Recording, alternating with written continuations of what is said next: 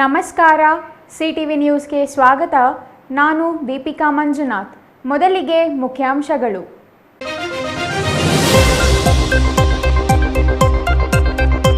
ಜಿಲ್ಲಾ ಕೇಂದ್ರ ಚಿಕ್ಕಬಳ್ಳಾಪುರದಲ್ಲಿ ವಾಹನ ನಿಲುಗಡೆಗಿಲ್ಲ ನೀತಿ ನಿಯಮ. ಮುಖ್ಯ ರಸ್ತೆಯಲ್ಲಿ ಅಡ್ಡಾದಿಡ್ಡಿ ವಾಹನ ನಿಲ್ಲಿಸಿದ್ರು. ಹೇಳೋರಿಲ್ಲ ಕೇಳೋರಿಲ್ಲ, ದಂಡ ಹಾಕಲು ಮಾತ್ರ ಸೀಮಿತವಾದ ಸಂಚಾರಿ ಪೊಲೀಸರು. ಗುಡಿಬಂಡಿಯಲ್ಲಿ ನಡೆಯಿತು ನಾಗರಿಕ ಸಮಾಜ ತಲೆ ತಗ್ಗಿಸೋ ಘಟನೆ. ಹೆತ್ತ ತಾಯಿಯ ಮೇಲೆಯೇ ಲೈಂಗಿಕ ದೌರ್ಜನ್ಯ ಎಸಗಿದ ಆರೋಪಿ ಮಗ. ಮದ್ಯದ ನಶೆಯಲ್ಲಿ ನಡೆದ ಕೃತ್ಯ. ದ್ರಾಕ್ಷಿ ಬೆಳೆಗಾರರ ಸಮಸ್ಯೆಗಳನ್ನ ಕೇಂದ್ರ ಸರ್ಕಾರದ ಗಮನಕ್ಕೆ ತಂದ ಸಂಸದ ಡಾಕ್ಟರ್ ಕೆ ಸುಧಾಕರ್. ಸಂಸತ್ ಅಧಿವೇಶನದ ಚುಕ್ಕೆ ಗುರುತಿಲ್ಲದ ಪ್ರಶ್ನೆಗೆ ಕೇಂದ್ರ ಸಚಿವರಿಂದ ಉತ್ತರ. ವಿವಿಧ ಬೇಡಿಕೆ ಈಡೇರಿಕೆಗೆ ಆಗ್ರಹಿಸಿ ಅನುಮತಿ ಪಡೆದ ವಿದ್ಯುತ್ ಗುತ್ತಿಗೆದಾರರಿಂದ ಬೆಸ್ಕಾಂ ಕಚೇರಿ ಮುಂದೆ ಪ್ರತಿಭಟನೆ. ಬೆಸ್ಕಾಂ ಅಧಿಕಾರಿಗಳ ಭ್ರಷ್ಟಾಚಾರದ ವಿರುದ್ಧ ಗುತ್ತಿಗೆದಾರರ ಆಕ್ರೋಶ. ವಾರ್ತೆಗಳ ವಿವರ. ಚಿಕ್ಕಬಳ್ಳಾಪುರ ಜಿಲ್ಲಾ ಕೇಂದ್ರ ಅನ್ನೋದು ಕೇವಲ ಘೋಷಣೆಗೆ ಮಾತ್ರ ಸೀಮಿತವಾಗಿದೆಯಾ? ಇಲ್ಲಿ ಸಂಚಾರಿ ನಿಯಮ ಅನ್ನೋದೇ ಪಾಲನೆಯಾಗುತ್ತಿಲ್ಲವಾ? ಹಾಗಾದರೆ ಸಂಚಾರಿ ಪೊಲೀಸರು ಏನು ಮಾಡುತ್ತಿದ್ದಾರೆ? ನಗರಸಭೆ ಅನ್ನೋದು ಯಾಕೆ ಇದೆ? ಈ ಎಲ್ಲ ಪ್ರಶ್ನೆಗಳಿಗೆ ಇದೀಗ ಉತ್ತರ ಹುಡುಕಬೇಕಾದ ಸ್ಥಿತಿ ನಿರ್ಮಾಣವಾಗಿದೆ. ಚಿಕ್ಕಬಳ್ಳಾಪುರ ಜಿಲ್ಲೆಯಾಗಿ 16 ವರ್ಷವೇ ಕಳೆದರೂ ಜಿಲ್ಲಾ ಕೇಂದ್ರದಲ್ಲಿ ಸಮರ್ಪಕ ವಾಹನ ನಿಲುಗಡೆಗೆ ವ್ಯವಸ್ಥೆ ಮಾಡಲು ಸಾಧ್ಯವಾಗದಿರೋದು ಮಾತ್ರ ವಿಪರ್ಯಾಸ. ಹಾಗಾದರೆ ಚಿಕ್ಕಬಳ್ಳಾಪುರದಲ್ಲಿ ವಾಹನ ನಿಲುಗಡೆಯಿಂದ ಆಗುತ್ತಿರೋ ಸಮಸ್ಯೆಗಳಾದರೂ ಏನು ಅಂತ ನೋಡೋಣ ಬನ್ನಿ.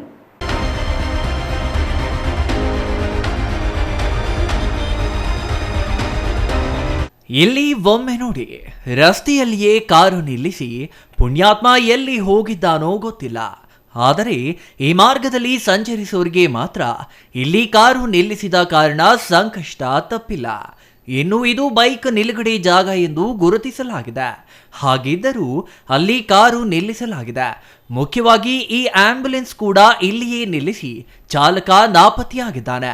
ಇನ್ನು ಆಟೋದವರನ್ನು ನೋಡಿ, ಅದು ಏಕಮುಖ ರಸ್ತೆಯಾಗಿದ್ರೂ ವಿರುದ್ಧ ದಿಕ್ಕಿನ ರಸ್ತೆಯಲ್ಲಿಯೇ ರಾಜಾರೋಷವಾಗಿ ಸಂಚಾರ ಮಾಡುತ್ತಿದ್ದಾರೆ.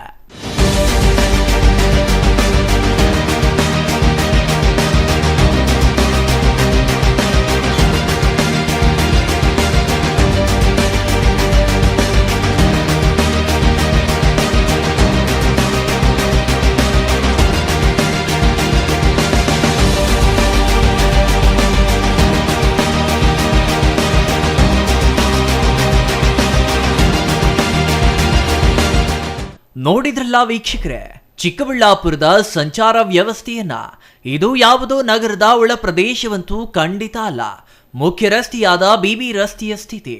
ಈ ಬಿಬಿ ರಸ್ತೆಯ ಉಭಯ ಕಡೆಗಳಲ್ಲಿಯೂ ವಾಹನ ನಿಲುಗಡೆ ಮಾಡಲಾಗುತ್ತದೆ. ಹಾಗೆ ನಿಲುಗಡೆ ಮಾಡಲು ಬೈಕ್ ಎಲ್ಲಿ ನಿಲ್ಲಿಸಬೇಕು, ಕಾರನ್ನ ಎಲ್ಲಿ ನಿಲ್ಲಿಸಬೇಕು ಎಂದು ಗುರುತು ಮಾಡಲಾಗಿದೆ.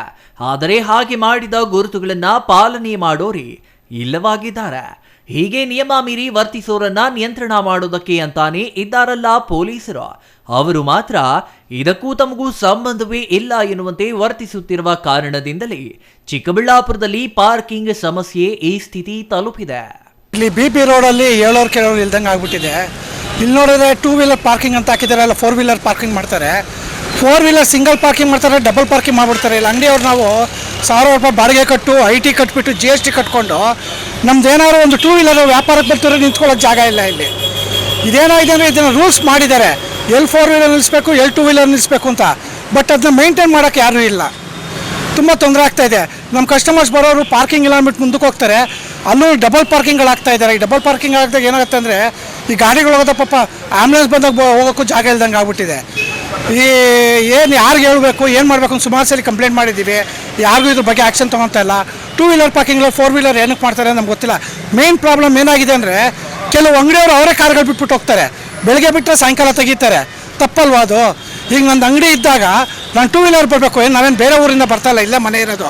ಇಲ್ಲ ಸಪೋಸ್ ಬೇರೆ ಊರಿಂದ ಬಂದರೆ ಎಲ್ಲಿದೆಯೋ ಬಸ್ ಸ್ಟ್ಯಾಂಡಲ್ಲೆಲ್ಲ ಪಾರ್ಕ್ ಮಾಡ್ಬಿಟ್ಟು ಬರಬೇಕು. ಯಾಕಂದರೆ ಇಲ್ಲಿರೋದು ಚಿಕ್ಕ ಜಾಗ, ರೋಡು, ಬಸ್ಗಳೆಲ್ಲ ಟ್ರಾವೆಲ್ ಮಾಡುತ್ತೆ, ಆ್ಯಂಬುಲೆನ್ಸ್ಗಳು ಹೋಗ್ತಾ ಇರುತ್ತೆ, ಸ್ಕೂಲ್ ಮಕ್ಕಳು ಇಲ್ಲೇ ನಿಂತ್ಕೊಂಡು ಹತ್ತಾರೆ. ಎಲ್ಲರಿಗೂ ತೊಂದರೆ ಆಗುತ್ತೆ. ಸೊ ಯಾರಿಗೂ ತೊಂದರೆ ಆಗ್ದಂಗೆ ನಡ್ಕೊಳ್ಳೋಂಥ ಜವಾಬ್ದಾರಿ ನಮ್ಮ ನಾಗರಿಕರಿಗೂ ಇದೆ. ಆದರೆ ನಾಗರಿಕರಿಗೆ ಅನಾಗರಿಕರಾದ್ದರಿಂದ ನಮ್ಗೆ ತುಂಬ ತೊಂದರೆ ಆಗ್ತಾಯಿದೆ. ದಯವಿಟ್ಟು ಇದಕ್ಕೆ ಸಂಬಂಧಪಟ್ಟವರು ಟೂ ವೀಲರ್ ಅಂದರೆ ಟೂ ವೀಲರ್ ಪಾರ್ಕಿಂಗ್ ಇರಬೇಕು, ಫೋರ್ ವೀಲರ್ ಅಂದರೆ ಫೋರ್ ವೀಲರ್ ಇರಬೇಕು. ವ್ಯಾಪಾರ ಅವೆಲ್ಲ ಸೆಕೆಂಡ್ರಿ, ರೂಲ್ಸ್ ಫಾಲೋ ಮಾಡಬೇಕು ಅಂತ ನಾನು ಕಂಡೀಷನಾಗಿ ಕೇಳ್ತಾ ಇದ್ದೀನಿ. ಯಾಕೆಂದರೆ ಕಂಡೀಷನ್ ಅಂತ ಯಾಕೆ ಉಪಯೋಗಿಸ್ತಾ ಇದ್ದೀನಿ ಅಂದರೆ, ರೂಲ್ಸ್ ಮಾಡಿದ್ಮೇಲೆ ನಾವು ಹೆಲ್ಮೆಟ್ ಇಲ್ಲ ನಮಗೆ ಫೈನ್ ಹಾಕ್ತೀರಾ, ನಿಮಗೆ ನೀವು ಫೈನ್ ಹಾಕ್ಕೊಳ್ಳಲ್ವಾ? ಅದೇ ರೀತಿ ರೂಲ್ಸ್ ಪ್ರತಿಯೊಬ್ಬರಿಗೂ ಒಂದೇ. ದಯವಿಟ್ಟು ಪಕ್ಕ ರೂಲ್ಸ್ ಫಾಲೋ ಮಾಡೋದು ಮಾಡಿ, ಅದು ಇದಕ್ಕೆ ಸಂಬಂಧಪಟ್ಟವ್ರು ಇದನ್ನು ಫಾಲೋ ಅಪ್ ಮಾಡಿ. ಈ ಪಾರ್ಕಿಂಗ್ ಆಗಿಯೇ ಈ ಹಿಂದೆ ಹರಾಜು ಮಾಡಲಾಗುತ್ತಿತ್ತು. ಹೀಗೆ ವಾಹನ ನಿಲ್ಲಿಸುವವರಿಂದ ಪ್ರತಿ ವಾಹನಕ್ಕೆ ಇಂತಿಷ್ಟು ಎಂದು ಹಣ ವಸೂಲಿ ಮಾಡಲು ನಗರಸಭೆ ನಿಗದಿ ಮಾಡುತ್ತಿತ್ತು. ಆದರೆ ಕಳೆದ ಹಲವು ವರ್ಷಗಳಿಂದ ಇದು ಇಲ್ಲವಾಗಿದ್ದು, ಎಲ್ಲೆಂದರಲ್ಲಿ ವಾಹನ ನಿಲ್ಲಿಸುವವರ ಆಟಾಟೋಪಕ್ಕೆ ಕಡಿವಾಣ ಹಾಕೋರೇ ಇಲ್ಲವಾಗಿದ್ದಾರೆ. ಇದರಿಂದಾಗಿ ಸಿಕ್ಕ ಕಡೆಯೆಲ್ಲ ವಾಹನ ನಿಲ್ಲಿಸಿ ಸಾರ್ವಜನಿಕರಿಗೆ ತೊಂದರೆ ನೀಡುವುದು ಸಾಮಾನ್ಯವಾಗಿದ್ದು, ಇದಕ್ಕೆ ಕಡಿವಾಣ ಹಾಕಬೇಕಿದ್ದ ಪೊಲೀಸರು ಮಾತ್ರ ದಂಡ ಹಾಕುವಲ್ಲಿ ನಿರತರಾಗಿದ್ದಾರೆ. ಬಿಬಿ ರಸ್ತೆಯ ಉಭಯ ಕಡೆಗಳಲ್ಲಿಯೂ ವಾಹನಗಳನ್ನು ಎಲ್ಲೆಂದರಲ್ಲಿ ನಿಲ್ಲಿಸಿ ಕಿರಿಕಿರಿ ಮಾಡುತ್ತಿದ್ದರೂ ನಗರಸಭೆಯಾಗಲಿ ಸಂಚಾರಿ ಪೊಲೀಸರಾಗಲಿ ವಾಹನ ಸವಾರರಿಗೆ ಎಚ್ಚರಿಸುವ ಕನಿಷ್ಠ ಪ್ರಯತ್ನವನ್ನು ಮಾಡದಿರೋದು ವಿಪರ್ಯಾಸವೇ ಸರಿ. ಹೀಗೆ ವಾಹನ ನಿಲ್ಲಿಸುತ್ತಿರುವ ಕಾರಣ ಬಿಬಿ ರಸ್ತೆಯಲ್ಲಿ ವಾಹನ ಸಂಚಾರಕ್ಕೆ ತೀವ್ರ ತೊಂದರೆಯಾಗಿದ್ದು, ಇದನ್ನು ತಪ್ಪಿಸಲು ಯಾವೊಬ್ಬರೂ ಮುಂದಾಗದೆ ತಮಾಷೆ ನೋಡುತ್ತಿರೋದು ಮಾತ್ರ ಚಿಕ್ಕಬಳ್ಳಾಪುರದಲ್ಲಿ 8ನೇ ಅದ್ಭುತ ಎಂದರೆ ತಪ್ಪಾಗಲಾರದ. ಇಲ್ಲಿ ಏನಾಗಿದೆ ಅಂದರೆ ಡಬಲ್ ಪಾರ್ಕಿಂಗ್ ಮಾಡಿಬಿಡ್ತಾರೆ. ವಯಸ್ಸಾಗಿರೋರು ಗಾಡಿ ತೆಗಿಯೋಕ್ಕಾಗೋದಿಲ್ಲ.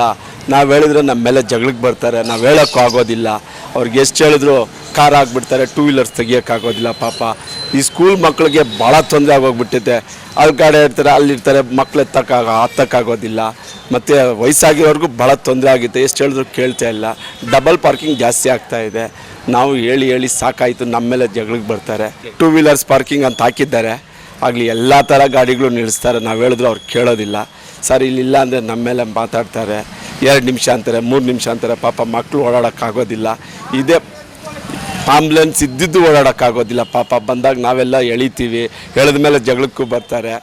ಕಣ್ಣ ಮುಂದೆಯೇ ಅಪ್ರಾಪ್ತರು ವಾಹನ ಓಡಿಸುತ್ತಿದ್ದರೂ ಸಂಚಾರಿ ಪೊಲೀಸರು ಮಾತ್ರ ಅತ್ತ ತಿರುಗಿಯೂ ನೋಡುತ್ತಿಲ್ಲ. ಎಲ್ಲೆಂದರಲ್ಲಿ ವಾಹನ ನಿಲ್ಲಿಸಿದ್ರೂ ಸಂಚಾರಿ ಪೊಲೀಸರು ಕೇಳೋದಿಲ್ಲ. ಆದರೆ ಕಚೇರಿಗೆ ಹೋಗಬೇಕು ಅಂತಲೋ ಬಸ್ ಹತ್ತಬೇಕು ಅಂತಲೋ ನೀವು ವಾಹನದಲ್ಲಿ ಹೋಗುತ್ತಿದ್ರೆ ಅಂತಹವರನ್ನ ತಡೆದು ದಾಖಲೆ ಪರಿಶೀಲಿಸುವ ಜೊತೆಗೆ ಅವರಿಗೆ ದಂಡ ಹಾಕದೆ ಈ ಸಂಚಾರಿ ಪೊಲೀಸರು ಬಿಡುತ್ತಿಲ್ಲ. ಇನ್ನು ಬಿಬಿ ರಸ್ತೆಯಂತಹ ಮುಖ್ಯ ರಸ್ತೆಯಲ್ಲಿಯೇ ಹಲವು ವ್ಯಾಪಾರಿಗಳು ಗೋಡೌನ್ಗಳನ್ನ ಮಾಡಿಕೊಂಡಿದ್ದಾರೆ. ಹಾಗೆ ಗೋಡೌನ್ಗಳಲ್ಲಿರುವ ಸರಕು ವಾಹನಗಳಿಗೆ ತುಂಬಲು ರಾತ್ರಿ ವೇಳೆಯಲ್ಲಿ ಮಾತ್ರ ಅವಕಾಶ ಕಲ್ಪಿಸಲಾಗಿದೆ. ಆದರೆ ಈ ನಿಯಮವನ್ನು ವ್ಯಾಪಾರಿಗಳು ಪಾಲಿಸುತ್ತಿಲ್ಲ. ರಸ್ತೆ ಪಕ್ಕದಲ್ಲಿಯೇ ಬೃಹತ್ ಲಾರಿಗಳನ್ನ ನಿಲ್ಲಿಸಿ ತಮಗೆ ಇಷ್ಟ ಬಂದ ರೀತಿಯಲ್ಲಿ ಸರಕು ತುಂಬಿಸಿಕೊಂಡು ರಸ್ತೆಯಲ್ಲಿ ಸಂಚರಿಸೋ ವಾಹನ ಸವಾರರಿಗೆ ತೊಂದರೆ ನೀಡುತ್ತಿದ್ರೂ ಆ ಬಗ್ಗೆ ಪ್ರಶ್ನೆ ಮಾಡೋ ಅಧಿಕಾರಿಯೇ ಇಲ್ಲವಾಗಿದ್ದಾರೆ. ಆಮೇಲೆ ಇನ್ನೊಂದು ಮೇನ್ ಇಂಪಾರ್ಟೆಂಟು, ಈ ಕೆಲವು ಅಂಗಡಿಯವ್ರು ಗೋಡನ್ಗಳು ಮಾಡಿದ್ದಾರೆ ಮೈನ್ ರೋಡಲ್ಲಿ. ಅವ್ರಿಗೆ ಹೈವೇಗಳಲ್ಲಿ ಮೈನ್ ರೋಡ್ಗಳಲ್ಲಿ ಬೆಳಗ್ಗೆ 8 ಗಂಟೆ ಕೆಳಗೆ ರಾತ್ರಿ 8 ಗಂಟೆ ಮೇಲೆ ಅನ್ಲೋಡಿಂಗ್ ಮಾಡೋಕ್ಕೆ ಪರ್ಮಿಷನ್ ಇರುತ್ತೆ. ರೋಡಲ್ಲಿ ಡೇ ಟೈಮಲ್ಲಿ ಮಾಡ್ತಾರೆ, ಲಾರಿ ಉದ್ದಕ್ಕೂ ಹಾಕ್ಬಿಡ್ತಾರೆ, ಅಂಗಡಿಗಳು ಮುಚ್ಚೋಗುತ್ತೆ. ನಾವು ಅದಕ್ಕೆ ಲೈಟಿಂಗ್ಗಳು ಹಾಕ್ಬಿಟ್ಟು ಡೆಕೋರೇಷನ್ ಮಾಡಿ ರೋಡ್ ಕಾಣಲಿ ಅಂತ ಅಂಗಡಿ ಮಾಡಿರ್ತೀವಿ. ಇವ್ರು ಲಾರಿ ಅಡ್ಡ ಹಾಕೊಂಡು ನಾನು ಲೋಡ್ ಮಾಡ್ತಾ ಇರ್ತಾರೆ. ಯಾರಿಗೆ ಹೇಳೋದು? ಇನ್ನು ಶಿಡ್ಲಘಟ್ಟ ವೃತ್ತದ ವಿಚಾರಕ್ಕೆ ಬಂದ್ರೆ ಅದು ನೇರವಾಗಿ ನರಕದ ಬಾಗಿಲಾಗಿ ಪರಿಣಮಿಸಿದೆ. ಇಲ್ಲಿ ಸಂಚಾರಿ ಪೊಲೀಸರು ಮತ್ತು ಟ್ರಾಫಿಕ್ ಸಿಗ್ನಲ್ ಇದ್ರು ಅದು ಕಾಟಾಚಾರಕ್ಕೆ ಮಾತ್ರ ಎಂಬ ಸ್ಥಿತಿ ಇದೆ. ಶಿಡ್ಲಘಟ್ಟ ವೃತ್ತದಿಂದ ಕೇವಲ 50 ಮೀಟರ್ ದೂರದಲ್ಲಿ ರಾಜ್ಯ ರಸ್ತೆ ಸಾರಿಗೆ ಮತ್ತು ಖಾಸಗಿ ಬಸ್ ನಿಲ್ದಾಣಗಳಿವೆ. ಆದರೆ 2 ಬಸ್ಗಳು ಶಿಡ್ಲಘಟ್ಟ ವೃತ್ತದಲ್ಲಿ ಹಸಿರು ಸಿಗ್ನಲ್ ಬೀಳುತ್ತಿದ್ದಂತೆ ಮುಂದೆ ಸಾಗಿ ಅಲ್ಲಿಯೇ ಪ್ರಯಾಣಿಕರನ್ನ ಹತ್ತಿಸಿಕೊಳ್ಳಲು ಬಸ್ಗಳನ್ನ ನಿಲ್ಲಿಸುವುದು ಸಾಮಾನ್ಯವಾಗಿದೆ. ಇದರಿಂದ ಹಿಂದೆ ಬರುತ್ತಿರುವ ವಾಹನಗಳು ಮುಂದೆ ಸಾಗಲಾರದೆ ಪರದಾಡುವ ಸ್ಥಿತಿ ಇದ್ದು, ಇಂತಹ ಸ್ಥಿತಿಯನ್ನ ಸ್ವತಃ ಸಂಚಾರಿ ಪೊಲೀಸರು ನೋಡಿದ್ರು ಈ ಬಗ್ಗೆ ಕ್ರಮ ವಹಿಸದೆ ಮೌನಕ್ಕೆ ಶರಣಾಗಿರುವುದು ಮಾತ್ರ ಹಲವು ಅನುಮಾನಗಳಿಗೆ ಕಾರಣವಾಗಿದೆ. ಸಿಗ್ನಲ್ ಪಕ್ಕದಲ್ಲಿಯೇ ಹೀಗೆ ಬಸ್ಗಳು ನಿಲ್ಲಿಸುವುದರಿಂದ ಈ ಹಿಂದೆ ಅಪಘಾತ ನಡೆದು ಮಹಿಳೆಯೊಬ್ಬರು ಮೃತಪಟ್ಟ ಘಟನೆಯೂ ನಡೆದಿತ್ತು. ಆದರೂ ಸಂಚಾರಿ ಪೊಲೀಸರು ಇಲ್ಲಿ ಬಸ್ ನಿಲ್ಲಿಸದಂತೆ ಕ್ರಮ ವಹಿಸಲು ಮಾತ್ರ ಇವರಿಗೂ ಸಾಧ್ಯವಾಗಿಲ್ಲ. ಬಸ್ಗಳು ಮಾತ್ರವಲ್ಲದೆ ಆಟೋ ಸೇರಿದಂತೆ ಇತರೆ ಖಾಸಗಿ ವಾಹನಗಳು ಇಲ್ಲಿ ನಿಲ್ಲಿಸುವ ಮೂಲಕ ವಾಹನ ಸವಾರರಿಗೆ ತೊಂದರೆ ನೀಡುತ್ತಿದ್ದು, ಇದರಿಂದ ಪಾರು ಮಾಡುವವರೇ ಇಲ್ಲವಾಗಿದ್ದಾರೆ.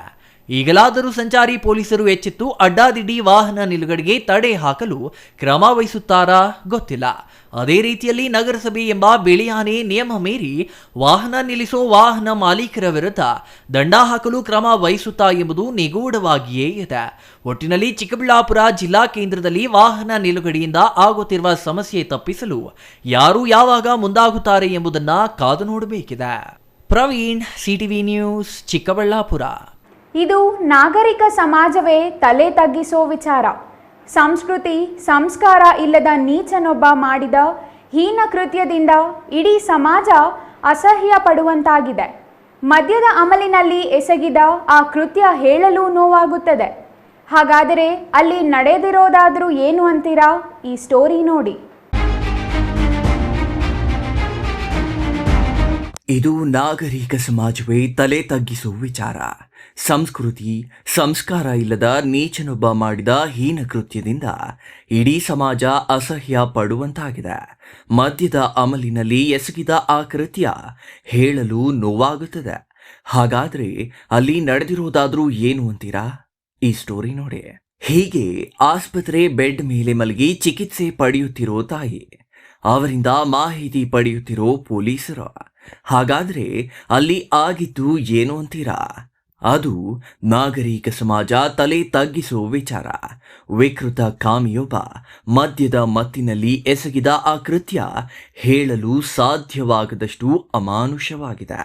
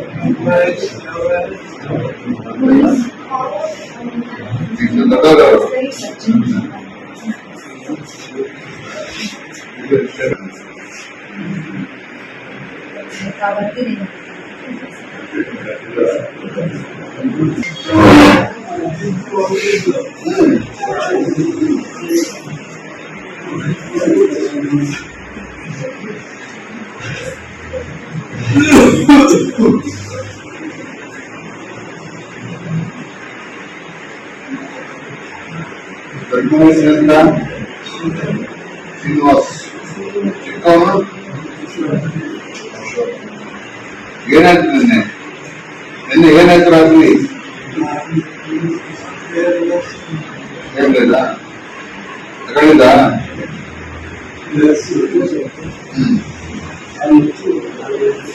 ಅದೇ ನಿಮ್ಮ ಮನೆಯಲ್ಲಿ ಏನಾಯ್ತು? ನಮ್ಮ ಮನೆಯವ್ರು ಇಲ್ಲ ಈಗ. ಏನಕ್ಕೆ ಹಾಸ್ಪಿಟಲ್ ಬಂದವ್ರೆ? ಏನಕ್ಕೆ ಹಾಸ್ಪಿಟಲ್ ಬಂದವ್ರೆ? ಏನ್ ಮಾಡಿದೆ? ಯಾರು ಏನ್ ಮಾಡ್ದ?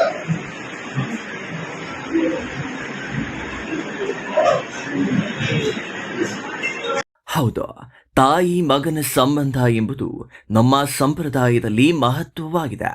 ಆದರೆ ಅಂತಹ ತಾಯಿ ಮಗನ ಸಂಬಂಧಕ್ಕೆ ಕಳಂಕ ತಂದ ವಿಚಾರವಿದ.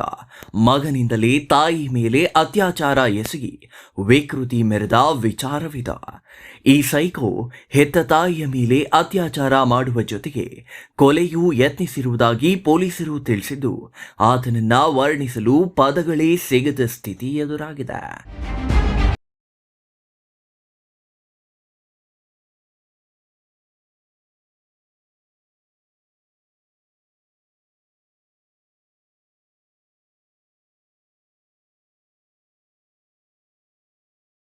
ಕುಡಿದ ಅಮಲಿನಲ್ಲಿ ಕೃತ್ಯ ಎಸಗಿರುವುದಾಗಿ ಪೊಲೀಸರು ತಿಳಿಸಿದ್ದು, ಗುಡಿಬಂಡೆ ತಾಲೂಕಿನ ಚಿನ್ನಹಳ್ಳಿ ಗ್ರಾಮದಲ್ಲಿ ಘಟನೆ ಸಂಭವಿಸಿದೆ.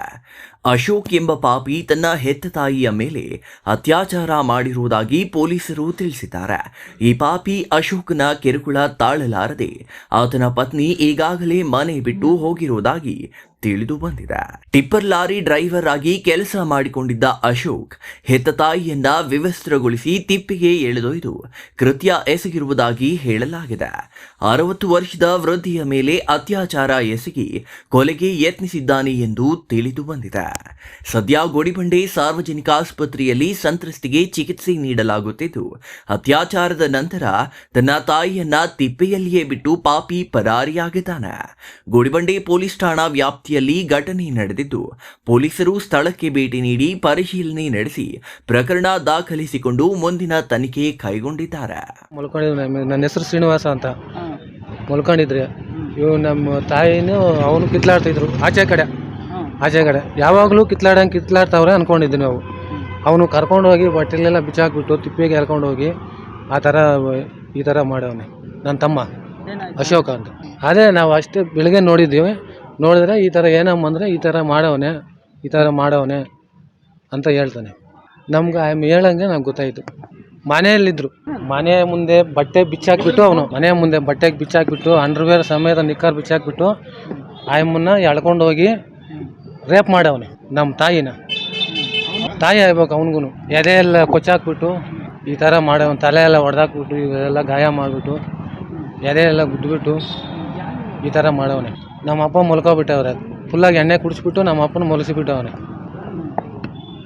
ಕಿತ್ಲಾಡ್ತಿದ್ರು. ಅಲ್ಲಿಗೂ ನಾನು ಕಿತ್ಲಾಡ್ತಾವ್ರು ಅಂತಂದರೆ ನಮ್ಮ ಹೆಂಗಸರು ಇದ್ಕೊಂಡು ನೀನು ಹೋಗಬೇಡ, ಯಾವಾಗಲೂ ಕಿತ್ಲಾಡೋದವರು, ಅವ್ರ ಕತೆ ಬೇಡ, ಬಿಟ್ಬಿಟ್ಟಿದ್ದೀವಿ, ಬೇಡ ನೀನು ಹೋಗಬೇಡ ಅಂತ ನಮ್ಮ ಹೆಂಗಸರು ಹೇಳಿದ್ದು.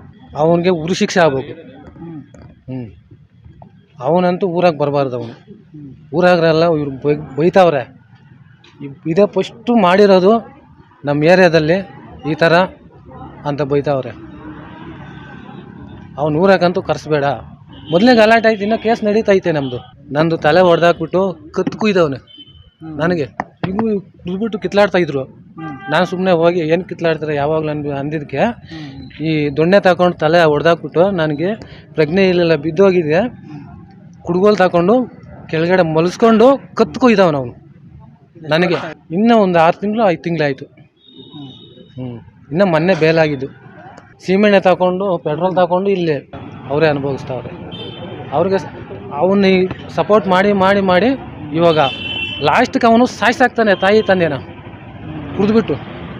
Satish Babu, CTV news, Gudibande.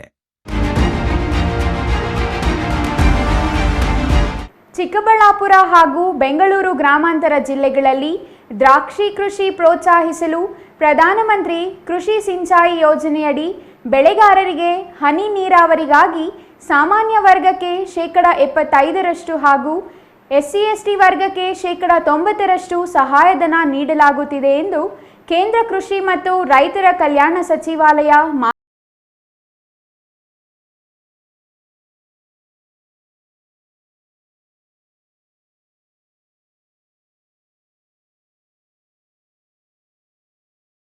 Doctor K Sudhakar ಅವರು ಚುಕ್ಕೆ ಗುರುತಿಲ್ಲದ ಪ್ರಶ್ನೆಗಳಡಿ ದ್ರಾಕ್ಷಿ ಬೆಳೆಗಾರರ ಸಂಕಷ್ಟಗಳನ್ನು ಸರ್ಕಾರದ ಗಮನಕ್ಕೆ ತಂದು ಪ್ರಶ್ನೆ ಕೇಳಿದ್ದಾರೆ. ಈ ಕುರಿತು ಕೇಂದ್ರ ಸರ್ಕಾರ ಲಿಖಿತ ಉತ್ತರ ನೀಡಿ ಚಿಕ್ಕಬಳ್ಳಾಪುರ ಹಾಗೂ ಬೆಂಗಳೂರು ಗ್ರಾಮಾಂತರ ಜಿಲ್ಲೆಗಳಲ್ಲಿ ದ್ರಾಕ್ಷಿ ಕೃಷಿ ಪ್ರೋತ್ಸಾಹಿಸಲು ಪ್ರಧಾನಮಂತ್ರಿ ಕೃಷಿ ಸಿಂಚಾಯಿ ಯೋಜನೆಯಡಿ ಬೆಳೆಗಾರರಿಗೆ ಹನಿ ನೀರಾವರಿಗಾಗಿ ಸಾಮಾನ್ಯ ವರ್ಗಕ್ಕೆ 75% ಹಾಗೂ SC/ST ವರ್ಗಕ್ಕೆ 90% ಸಹಾಯಧನ ನೀಡಲಾಗುತ್ತಿದೆ ಎಂದು ಕೇಂದ್ರ ಕೃಷಿ ಮತ್ತು ರೈತರ ಕಲ್ಯಾಣ ಸಚಿವಾಲಯ ಮಾಹಿತಿ ನೀಡಿದೆ. ದ್ರಾಕ್ಷಿ ಬೆಳೆಗಾರರು ಇತ್ತೀಚಿನ ವರ್ಷಗಳಲ್ಲಿ ವಿವಿಧ ಕಾರಣಗಳಿಂದ ಅಪಾರ ನಷ್ಟ ಅನುಭವಿಸಿದ್ದಾರೆ. ಈ ಬೆಳೆಗಾರರಿಗೆ ಪ್ರೋತ್ಸಾಹ ನೀಡಲು ಸರ್ಕಾರ ಯಾವೆಲ್ಲ ಕ್ರಮಗಳನ್ನು ಕೈಗೊಂಡಿದೆ ಎಂದು ಅವರು ಪ್ರಶ್ನಿಸಿದ್ದಾರೆ. ಈ ಕುರಿತು ಉತ್ತರ ನೀಡಿರುವ ಸಚಿವಾಲಯ, ರಾಷ್ಟ್ರೀಯ ಕೃಷಿ ವಿಕಾಸ ಯೋಜನೆಯಡಿ ಸಾಮಾನ್ಯ ವರ್ಗದ ಬೆಳೆಗಾರರಿಗೆ ಹೆಕ್ಟೇರ್ಗೆ ಗರಿಷ್ಠ 24,000 ಹಾಗೂ SC/STಗೆ ಹೆಕ್ಟೇರ್ಗೆ ಗರಿಷ್ಠ 30,000 ರು ಗೊಬ್ಬರ ಸಹಾಯಧನ ನೀಡಲಾಗುತ್ತಿದೆ. ಜೊತೆಗೆ ಪೌಷ್ಟಿಕಾಂಶ ಹಾಗೂ ರೋಗ ನಿಯಂತ್ರಣಕ್ಕಾಗಿ ಹೆಕ್ಟೇರ್ಗೆ ಗರಿಷ್ಠ 2,000 ರು ನೀಡಲಾಗುತ್ತಿದೆ ಎಂದು ಮಾಹಿತಿ ನೀಡಲಾಗಿದೆ. ಕೀಟನಾಶಕ ಮತ್ತು ಗೊಬ್ಬರ ಸಿಂಪಡಣೆಗಾಗಿ ಯಂತ್ರ ಖರೀದಿಗೆ ಸಾಮಾನ್ಯ ವರ್ಗಕ್ಕೆ ಗರಿಷ್ಠ 76,000 ರು ಹಾಗೂ SC/STಗೆ ಗರಿಷ್ಠ 95,000 ರು ಸಹಾಯಧನ ನೀಡಲಾಗುತ್ತಿದೆ. 2021-22 ಹಾಗೂ 2022-23ನೇ ಸಾಲಿನಲ್ಲಿ ಅತಿಯಾದ ಮಳೆ ಹಾಗೂ ರೋಗಗಳಿಂದಾಗಿ ದ್ರಾಕ್ಷಿ ಬೆಳೆ ಪ್ರದೇಶ ಹಾಗೂ ಉತ್ಪಾದನೆಯಲ್ಲಿ ಗಣನೀಯ ಇಳಿಕೆ ಕಂಡುಬಂದಿದೆ. 2022-23ರಲ್ಲಿ ಚಿಕ್ಕಬಳ್ಳಾಪುರದಲ್ಲಿ 568 ಹೆಕ್ಟೇರ್ನಲ್ಲಿ ದ್ರಾಕ್ಷಿ ಬೆಳೆದಿದ್ದು 13,113 ಟನ್ ಉತ್ಪಾದನೆಯಾಗಿದೆ. ಇದೇ ಸಾಲಿನಲ್ಲಿ ಬೆಂಗಳೂರು ಗ್ರಾಮಾಂತರದಲ್ಲಿ 1,712 ಹೆಕ್ಟೇರ್ನಲ್ಲಿ ದ್ರಾಕ್ಷಿ ಬೆಳೆದಿದ್ದು 43,086 ಟನ್ ದ್ರಾಕ್ಷಿ ಉತ್ಪಾದನೆಯಾಗಿದೆ ಎಂದು ಸಚಿವಾಲಯ ತಿಳಿಸಿದೆ. ಬೆಳೆಗಾರರು ನಷ್ಟ ಪರಿಹಾರ ಪಡೆಯಲು ಹವಾಮಾನ ಆಧಾರಿತ ಬೆಳೆ ವಿಮೆ ಯೋಜನೆಗೆ ಹೆಸರು ನೋಂದಾಯಿಸಲು ಸಲಹೆ ನೀಡಲಾಗುತ್ತಿದೆ. ಈ ಯೋಜನೆಯಡಿ 5% ಅಂದರೆ ಹೆಕ್ಟೇರ್ಗೆ 14,000 ರು ವಿಮೆ ಪಾವತಿಸಬೇಕು. ನಷ್ಟವಾದಾಗ ಹೆಕ್ಟೇರ್ಗೆ 2.80 ಲಕ್ಷ ರು ಪರಿಹಾರ ಸಿಗಲಿದೆ ಎಂದು ಸಚಿವಾಲಯ ತಿಳಿಸಿದೆ. News bureau, CTV news, Chikkaballapur. ವಿವಿಧ ಬೇಡಿಕೆಗಳನ್ನು ಈಡೇರಿಸುವಂತೆ ಒತ್ತಾಯಿಸಿ ರಾಜ್ಯ ಅನುಮತಿ ಪಡೆದ ವಿದ್ಯುತ್ ಗುತ್ತಿಗೆದಾರರ ಸಂಘದಿಂದ ಚಿಕ್ಕಬಳ್ಳಾಪುರ ಬೆಸ್ಕಾಂ ಕಚೇರಿ ಮುಂದೆ ಇಂದು ಪ್ರತಿಭಟನೆ ನಡೆಸಲಾಯಿತು. ಬೆಸ್ಕಾಂ ಕಚೇರಿಯಲ್ಲಿ ಅಧಿಕಾರಿಗಳ ಭ್ರಷ್ಟಾಚಾರ, ವಿಳಂಬ ನೀತಿ ವಿರೋಧಿಸಿ ಘೋಷಣೆಗಳನ್ನು ಕೂಗುವ ಮೂಲಕ ಪ್ರತಿಭಟನೆ ನಡೆಸಿದ ಗುತ್ತಿಗೆದಾರರು ಕೂಡಲೇ ಸರಿಪಡಿಸದಿದ್ದರೆ ಹೋರಾಟ ತೀವ್ರಗೊಳಿಸುವ ಎಚ್ಚರಿಕೆ ನೀಡಿದರು.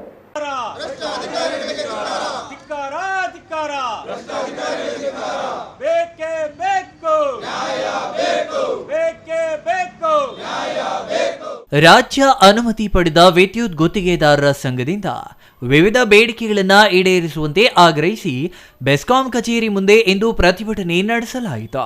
ಚಿಕ್ಕಬಳ್ಳಾಪುರ ನಗರದ ಹಳಿ ಬೆಸ್ಕಾಂ ಕಚೇರಿಯಿಂದ ಬಿಬಿ ರಸ್ತೆ ಮೂಲಕ ಪ್ರತಿಭಟನಾ ಮೆರವಣಿಗೆ ನಡೆಸಿದ ಗುತ್ತಿಗೆದಾರರು ಶಿಡ್ಲಘಟ್ಟ ವೃತ್ತದಲ್ಲಿ ಮಾನವ ಸರಪಳಿ ನಿರ್ಮಿಸಿ ಕೆಲಕಾಲ ರಸ್ತೆ ತಡೆದು ಆಕ್ರೋಶ ವ್ಯಕ್ತಪಡಿಸಿದ್ರ. ನಂತರ ನೂತನ ಬೆಸ್ಕಾಂ ಕಚೇರಿ ಮುಂದೆ ಕುಳಿತು ತಮ್ಮ ಬೇಡಿಕೆಗಳನ್ನು ಈಡೇರಿಸುವಂತೆ ಒತ್ತಾಯಿಸಿ ಘೋಷಣೆ ಕೂಗಿದ್ರ. ಈ ವೇಳೆ ಮಾತನಾಡಿದ ಗುತ್ತಿಗೆದಾರರ ಸಂಘದ ಅಧ್ಯಕ್ಷ ಬಾಬು, ಚಿಕ್ಕಬಳ್ಳಾಪುರ ಜಿಲ್ಲೆಯಲ್ಲಿ 6 ತಾಲೂಕುಗಳಿದ್ದು, ಇಷ್ಟು ತಾಲೂಕುಗಳಲ್ಲಿಯೂ 3 ವರ್ಷದಿಂದ ಕೂಲಿ ಕಾರ್ಮಿಕರಿಗೆ, ಗುತ್ತಿಗೆದಾರರಿಗೆ ಬೆಸ್ಕಾಂ ಇಲಾಖೆ ಅಧಿಕಾರಿಗಳ ಕಾನೂನುಬಾಹಿರ ನಿಯಮಗಳಿಂದ ತೀವ್ರ ಸಮಸ್ಯೆಯಾಗುತ್ತಿದೆ ಎಂದು ಆರೋಪಿಸಿದ್ರ. ಅಧಿಕಾರಿಗಳ ನಿರ್ಲಕ್ಷ್ಯದಿಂದ ಗುತ್ತಿಗೆದಾರರು ಕೆಲಸವಿಲ್ಲದೆ ಪರದಾಡುವ ಪರಿಸ್ಥಿತಿ ನಿರ್ಮಾಣವಾಗಿದೆ. ರೈತರ ನೀರಾವರಿ ಪಂಪ್ಸೆಟ್ಗಳಿಗೆ ಮೂಲ ಸೌಕರ್ಯ ಒದಗಿಸಲು ಮಲತಾಯಿ ಧೋರಣೆ ಅನುಸರಿಸಲಾಗುತ್ತಿದೆ. ಅಲ್ಲದೆ ಕಚೇರಿಯಲ್ಲಿ ಕರ್ತವ್ಯ ನಿರ್ವಹಿಸುತ್ತಿರುವ ಅಧಿಕಾರಿಗಳು ಭ್ರಷ್ಟಾಚಾರದಲ್ಲಿ ಮುಳುಗಿದ್ದು ರೈತ ವಿರೋಧಿ ನೀತಿಗಳ ಮೂಲಕ ರೈತರನ್ನ ಶೋಷಣೆ ಮಾಡುತ್ತಿದ್ದಾರೆ ಎಂದು ಕಿಡಿಕಾರಿದ್ರ. ರೈತರ ಪಂಪ್ಸೆಟ್ಗಳನ್ನು ಅಕ್ರಮ ಸಕ್ರಮ ಮಾಡುವಲ್ಲಿಯೂ ತೀವ್ರ ತೊಂದರೆ ಮಾಡುತ್ತಿದ್ದು, ಇಲಾಖೆ ಹಣ ಕಟ್ಟಿಸಿಕೊಂಡು ಟ್ರಾನ್ಸ್ಫಾರ್ಮರ್ ನೀಡದೆ ಕಿರುಕುಳ ನೀಡುತ್ತಿದ್ದಾರೆ. ಅಧಿಕಾರಿಗಳು ಗ್ರಾಹಕರ ವಿರೋಧಿ, ಕಾರ್ಮಿಕ ವಿರೋಧಿ ಚಟುವಟಿಕೆಗಳು ನಡೆಸುತ್ತಿದ್ದು, ಇದರಿಂದ ವರ್ಷಗಳು ಕಳೆದರೂ ಕೆಲಸವಾಗದೆ ರೈತರು ಮತ್ತು ಗ್ರಾಹಕರು ಸಂಕಷ್ಟ ಅನುಭವಿಸುತ್ತಿದ್ದಾರೆ. ಈ ಎಲ್ಲ ವಿಚಾರಗಳಲ್ಲಿ ಅಧಿಕಾರಿಗಳು ಕಣ್ಣಿದ್ದು ಕುರುಡರಂತೆ ವರ್ತಿಸುತ್ತಿರುವುದು ವಿಪರ್ಯಾಸ ಎಂದು ಅವರು ಆರೋಪಿಸಿದ್ರ. ಬೆಸ್ಕಾಂ ಇಲಾಖೆ ಅಧಿಕಾರಿಗಳು ನೀರಾವರಿ ಪಂಪ್ಸೆಟ್ಗಳಿಗೆ ಅಕ್ರಮ ಸಕ್ರಮ ಯೋಜನೆ ಯಾವುದೇ ದಿನಾಂಕ ನಿಗದಿಪಡಿಸದೆ ಏಕಾಏಕಿ ರೈತರ ನೀರಾವರಿ ಪಂಪ್ಸೆಟ್ ಸಂಪರ್ಕ ಹಿಂಪಡೆಯುತ್ತಿದೆ.